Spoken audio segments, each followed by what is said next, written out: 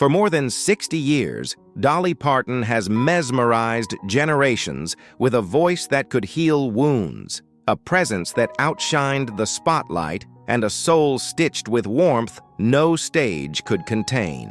Yet hidden behind the sparkle of rhinestones and the thunder of sold-out arenas lies a far more haunting legacy, one not carved from applause or gold records, but from loss endured in silence, resilience forged in private agony, and sacrifices whispered only to the stars above her Tennessee skies. Her fortune is nothing short of breathtaking. More than 650 million amassed through an ocean of performances and immortal recordings, over 3,000 songs, each word and note written and owned by her alone, including the soul-etching anthems Jolene, 9 to 5, and I Will Always Love You, which continue to pour in millions in royalties long after the spotlight dims.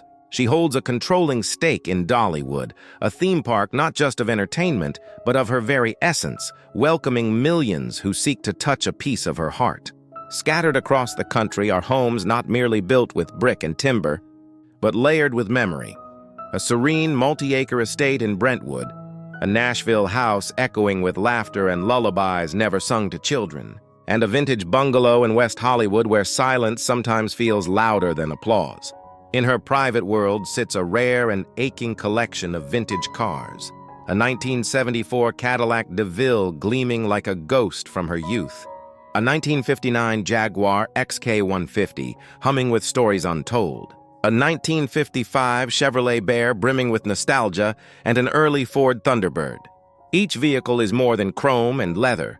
Each one is a vessel of forgotten yesterdays she refuses to let time erase. Now, as the sun sets gently on the chapter she once shared with Carl Dean, the man she loved quietly but fiercely for decades, and with no children to carry on her name, Dolly has turned her heartache into clarity. She has drafted her will with a gravity that shakes the soul, sealing every page with purpose and pain, determining who will inherit not just her colossal wealth, but the silent weight of a life lived for others, a fortune so vast, intimate, and deeply earned that it draws tears from those she leaves behind. Not from greed, but from the sheer ache of what it represents. Dolly Parton leaves behind a legacy and a fortune that makes her family cry. Before the rhinestones, before the thunderous ovations and the 650 million legacy, there was only a fragile little girl born beneath the gray mist of the Great Smoky Mountains, where sorrow clung to the wind and hunger echoed in the hills. What she endured in those first bitter years could break even the strongest of spirits, and yet she carried it all quietly, bravely, with a soul too bright for such darkness. Dolly Rebecca Parton was born into a one-room shack in Sevier County, Tennessee, where the word poverty wasn't spoken.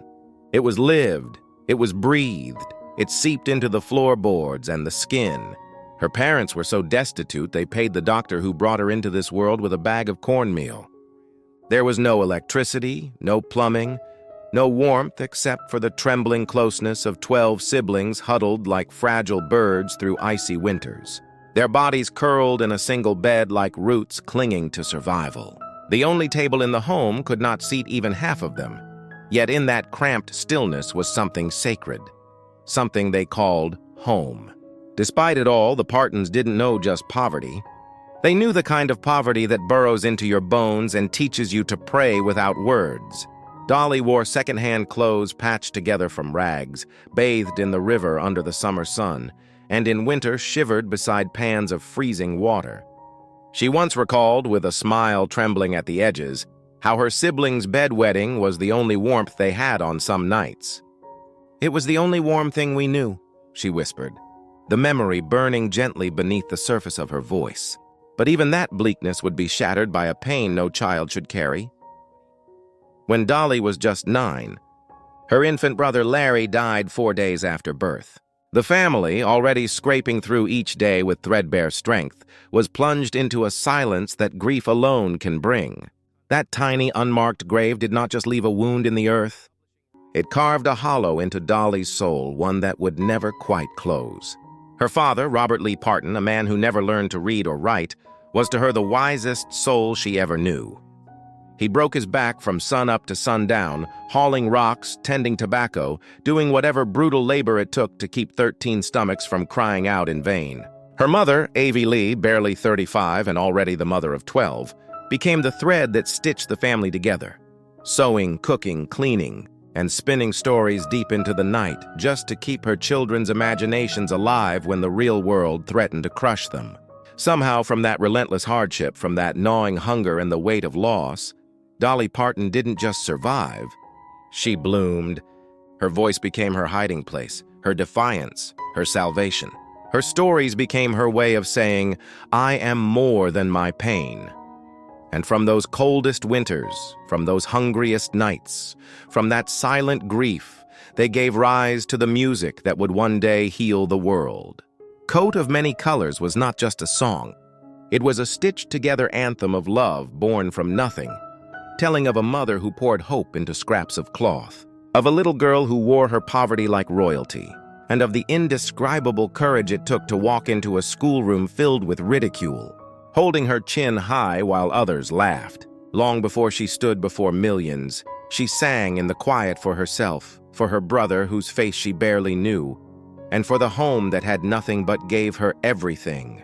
Her fortune today may glitter in headlines, but it was those frostbitten nights without shoes, those dinners skipped in silence, and that tiny grave in Tennessee that truly forged the indomitable spirit of Dolly Parton.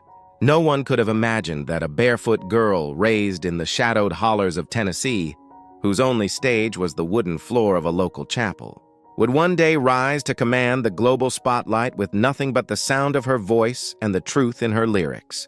But Dolly Parton's first steps into music were not gilded in glory. They were slow, silent, and bruised by rejection, yet driven by a fire no disappointment could smother. Even as a child, her voice had the strange power to stop conversations mid-sentence, to silence rooms, to stir emotion in ways that words alone never could. At just 10 years old, she was already making the long journey to Nashville beside her uncle Bill Owens, knocking on the doors of studios that barely opened, sleeping on benches, floors, anywhere they could lay their heads, and chasing a dream that seemed farther than the stars. Dolly would later recall those desperate early trips as exciting, hungry, and heartbreaking all at once, and it's easy to see why. Because behind every smile in those days was an annoying uncertainty few children should ever carry. In 1964, the morning after her high school graduation, there was no college, no fallback, no safety net, only a one-way bus ride back to Nashville, a city that promised everything and often delivered nothing. It didn't take long for Dolly to realize that raw talent meant little in an industry that saw only images. Her first contract with Monument Records wasn't a dream come true. It was a cruel misunderstanding of who she was. They told her she wasn't country enough, that her voice belonged to bubblegum pop, and so they shaped her into someone else, pushing out singles like Happy Happy Birthday Baby and What Do You Think About Loving, songs that flopped and faded while Nashville turned its back on the tiny girl with the giant voice. But Dolly didn't break. She burned brighter. By day, she performed in half-empty clubs. By night, she poured her heart into songs no one had asked for, knowing the world would one day need them. She sent out demo tapes like paper prayers, waiting for someone, anyone, to listen. That prayer was answered not by fame, but by her pen. She and her uncle penned Put It Off Until Tomorrow for Bill Phillips, and when it hit the charts in 1966, a question finally echoed, who is Dolly Parton? The industry cracked open just enough for her voice to slip through, and in 1967, she didn't just release a debut album. She announced her truth to the world with, "Hello, I'm Dolly." These songs weren't sugar-spun fantasies. They were testimonies soaked in real pain, real hunger, real survival. But still, even then, the world saw her as decoration, someone's girl singer, an accessory, a novelty to fit behind a man's shadow. What they failed to see was the steel beneath the sequins, the quiet defiance behind that honeyed smile. Dolly was not just another pretty voice. She was a force shaped by hardship, sharpened by rejection, and destined to rewrite the very rules they tried to cage her in. This was not the climax. It was the ignition, and from that quiet revolution would come a farewell so raw, so permanent. so aching in its simplicity that it would echo across generations, a song called I Will Always Love You. From that moment forward, the world no longer overlooked her. It stood still to listen. Dolly Parton didn't simply escape poverty. She transformed it into a throne, brick by aching brick, built from every rejection she endured, every heartbreak she buried, and every sleepless night she spent chasing something no one else could see. Behind the sparkle of rhinestones, she was quietly constructing an empire not born of privilege, but of grit, grace, and a refusal to be erased. That empire, now valued at over $650 million, isn't just a staggering financial achievement. It's living proof of a woman who turned pain into poetry and silence into legacy. Her breakthrough roared in 1973 with Jolene, a haunting, stripped-down cry of desperation that didn't just play on the radio, it cut through it like lightning through a storm. The song became a global phenomenon, covered by hundreds of artists across decades, and it still generates royalties to this day. But if Jolene opened the door, it was I Will Always Love You that burned it off the hinges, a song written as a bittersweet farewell to her mentor Porter Wagoner and later immortalized by Whitney Houston in The Bodyguard, becoming the best-selling single by a female artist in history. That single track alone has brought in over $40 million in royalties, and Dolly owns the majority of it outright because here lies the secret to her empire: ownership. Unlike so many artists who gave up the rights to their own voices, Dolly kept hers. More than 3,000 songs entirely under her name, a catalog now valued at $150 million and bringing in $6 to $8 million annually, passive income built not on gimmicks, but on personal sorrow and lyrical genius. And still, she didn't stop at music. In 1986, she looked at a failing theme park in Pigeon Forge and saw not a risk, but a resurrection. That dream became Dollywood, a tribute to mountain roots and memories, now the largest ticketed attraction in Tennessee, welcoming more than 3 million visitors a year. She owns 50% of the Dollywood Company, which has grown into a multifaceted kingdom with a water park, hotels, and dinner theaters, bringing in tens of millions annually. Her investments were never random. They were personal, purposeful. She purchased a sprawling estate in Brentwood for just $400,000, now worth millions, and held on to a vintage bungalow in West Hollywood, along with a Nashville home from the early years of her marriage. Each space is more than real estate. They are chapters in her soul's autobiography. Even her vintage car collection tells a story. A 1974 Cadillac DeVille, a 1959 Jaguar XK150, a 1955 Chevrolet Bear. These are not mere machines, but time capsules of how far she's come from nothing. And through every season of success, Dolly never betrayed herself. She didn't bend to fame, didn't chase trends. She set them all while giving relentlessly, donating hundreds of millions to children's literacy, wildfire victims, and vaccine research. She gave as fiercely as she created. And now, with her beloved husband Carl Dean gone and no children of her own, the question hangs softly in the air. Who will inherit this vast, soul-soaked fortune? Because this is no longer about wealth. It's about a legacy born from hymns sung barefoot, from grief buried deep, from hope stitched into every lyric she ever wrote. And for those who remember how it began with a sack of cornmeal to pay the doctor, the sheer magnitude of what she's become is enough to bring tears to even the hardest heart. For all the sparkle, the gold records, and the towering legacy that Dolly Parton built over 6 relentless decades, there is a shadow woven beneath the glitter, an invisible thread of sorrow that not even the brightest spotlight could chase away. Because behind every roaring success was a quiet scar, and the very first of those scars etched itself into her soul when she was just a child. In 1955, at only 9 years old, Dolly faced a heartbreak that would echo through every note she'd ever sing. Her baby brother, Larry, died just 4 days after entering the world in their cramped 2-room cabin in Locust Ridge, Tennessee, already brimming with the chaos of 12 siblings and the fragile peace of survival. This loss didn't scream. It whispered and then vanished into silence. There was no electricity, no plumbing, no luxury of distraction, just the deafening absence of a baby's cry and a household forced to keep moving while one of its smallest lights quietly went out. Dolly would later reflect that grief was never spoken. It simply soaked into the wooden walls, into the corners of the house, into the air. Her mother, already worn thin from giving birth a dozen times, bore the pain in silence, letting it settle deep in her bones, while her father carried his grief like a hidden wound, throwing it into harder work and longer days just to outrun the ache. And Dolly, she didn't wail or ask why. She watched, she listened, and she remembered. That silent heartbreak, the kind that doesn't make a sound but never leaves, wove itself into her bones and then into her music. It became the haunting undertone in songs like Coat of Many Colors, and in the good old days, when times were bad, tracks that didn't just sound nostalgic, they bled memory. They trembled with a truth only sorrow could write. This was Dolly's first intimate lesson in the cruelty of love and the permanence of loss. A cruel introduction to goodbye delivered not through words, but through absence.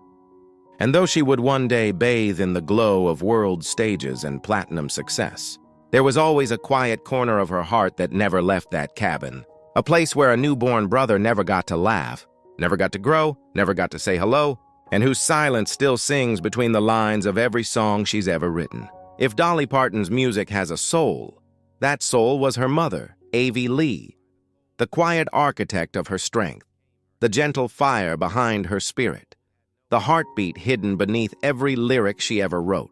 Avie wasn't just a guiding hand. She was Dolly's foundation, her fiercest protector, her sacred well of love and grit. So when Avie Lee passed away in 2003, Dolly didn't just lose a mother. She lost the rhythm of her world, the soft pulse that had always steadied her no matter how loud the applause or how high the fame. It was Avie who sewed the iconic coat of many colors, crafted from scraps but threaded with pride and defiance, a coat that became more than clothing.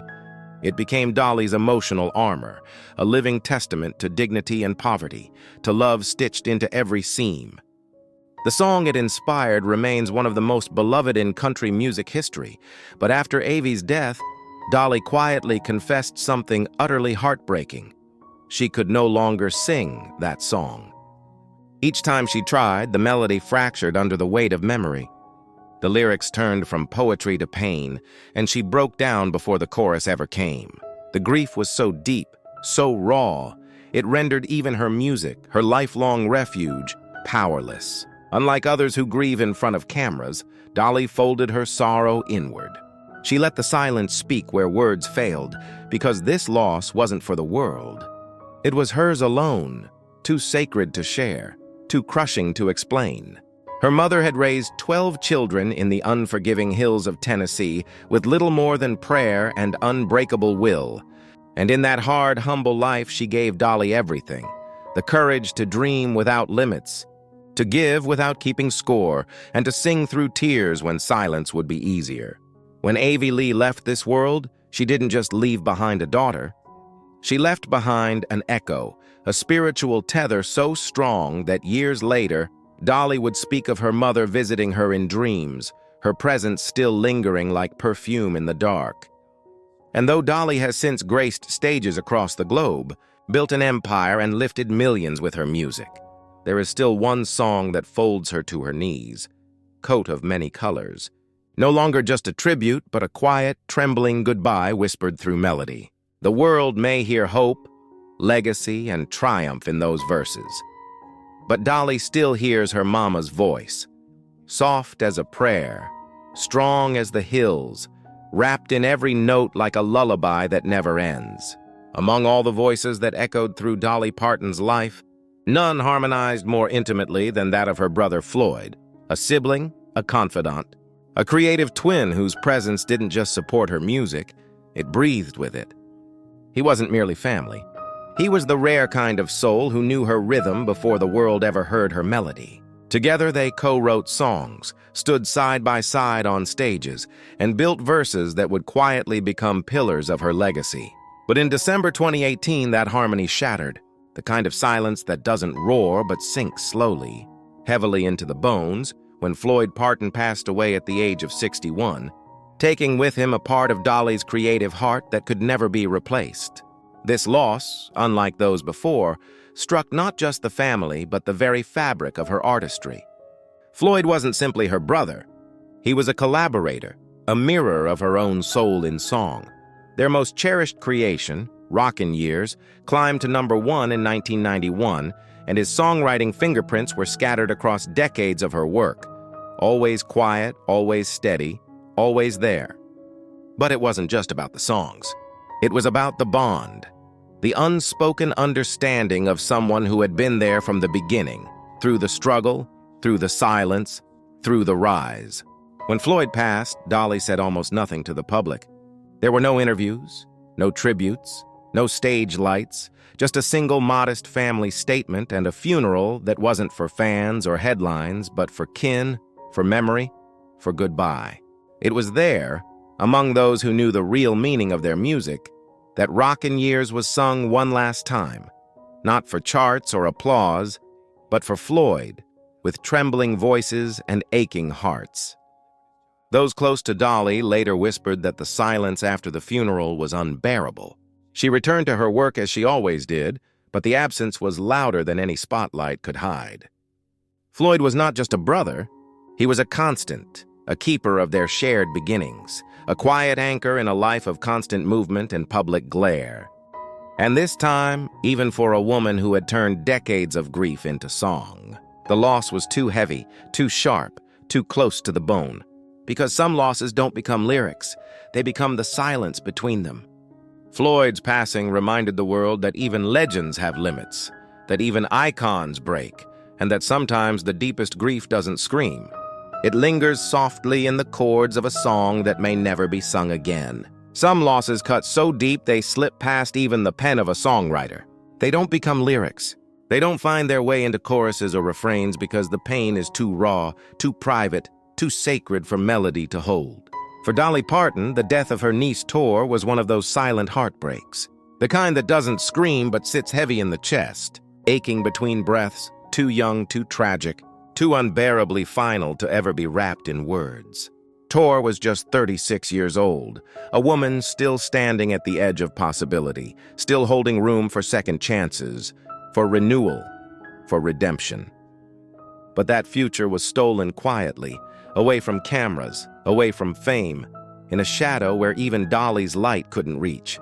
The world may never know the full story, but those close to her say this loss shattered Dolly in a way almost nothing else ever had. Because Tor hadn't just battled with life. She had wrestled with addiction, with custody fights, with ghosts that refused to loosen their grip. And Dolly had stood by helplessly, painfully watching the unraveling of someone she loved deeply. But she didn't just watch. She tried to pull her back from the edge. She gave more than words. She gave action. She gave hope. She gave money without question or publicity, personally covering $25,000 for Tor's rehab, not to save face, not for headlines, but because love demanded it. And still it wasn't enough. That's the kind of grief that leaves no room for music, only silence. There was no public tribute, no farewell song, no dramatic news cycle, just a quiet obituary, a short death notice, and a crater of pain that still echoes through the family like a wound that refuses to close. For Dolly, it was a brutal truth laid bare. Even with all her fame, all her fortune, all her fire, she couldn't rewrite this ending. She couldn't rescue this one soul because sometimes love isn't enough. Sometimes even legends have to kneel before the cruel finality of fate. Tor's name may not be known to the world, but to Dolly, it lives in that unbearable space between what could have been and what was lost too soon. She was just 36. And sometimes the deepest sorrow of all is watching someone you love slowly disappear long before their story ever had the chance to find its grace. For all the ballads Dolly Parton has ever penned about love lost and found, about dreams chased and hearts broken, there is one song she never sang because it was never hers to live. The song of motherhood. It's a melody she carried deep within, unwritten but forever lingering, a lullaby without lyrics, a cradle without a child. When she married Carl Dean in 1966, She envisioned a life wrapped in the warmth of bedtime stories, tiny shoes scattered near the door, and the sound of giggles bouncing off the walls of a home filled with joy. She longed for it, not as a passing wish, but with the yearning of someone who saw children not as an accessory to love, but as its highest expression. But as the crowds grew louder, as fame claimed more space, that quiet dream slipped further and further from her reach, like a note fading before it finds harmony. Then came 1982, a private health battle that ended not just in surgery but in a devastating, irreversible goodbye to the life she had so vividly imagined. Endometriosis had taken more than her strength. It had taken her future. When she walked out of that hospital, she didn't just leave behind a procedure. She left behind a version of herself that would never return. Later, in a moment of aching honesty, she admitted, "Every day I thought, I wish I had the nerve to just end it all." Imagine that. The woman whose laughter could fill an arena, curled into silence, swallowed by a grief no one could see, mourning not someone she'd lost, but someone she would never meet. This wasn't just physical pain. It was the kind of aching that echoed through empty halls and unanswered prayers. No little hands to reach for hers. No small voice to whisper, "Mama." No childhood art hung proudly on the fridge. Just a haunting stillness where dreams had once lived. And though Dolly poured her boundless love into raising her siblings and later into millions of children through her imagination library, that silent wound never truly closed. Because how do you mourn a heartbeat that never came? She tried once to explain it, to wrap it in faith, saying perhaps God had other plans, that maybe she was meant to mother the world. But even in that graceful surrender, there is a tremble, a shadow of a dream that never fully let go, because love like that doesn't vanish. It lingers, tender and unfinished, a song without an ending. And every time she sees a child open a book from her foundation, every time a mother lifts a baby near the stage, Dolly smiles with the warmth of 1,000 suns. But deep inside, something still aches. A soft, persistent longing that never raised its voice but never left her side. Not all heartbreaks are loud. Some are whispers that echo through decades, and Dolly has carried that whisper gently, silently, every single day of her life. The 1980s were meant to be Dolly Parton's golden years, a decade where her voice ruled the airwaves.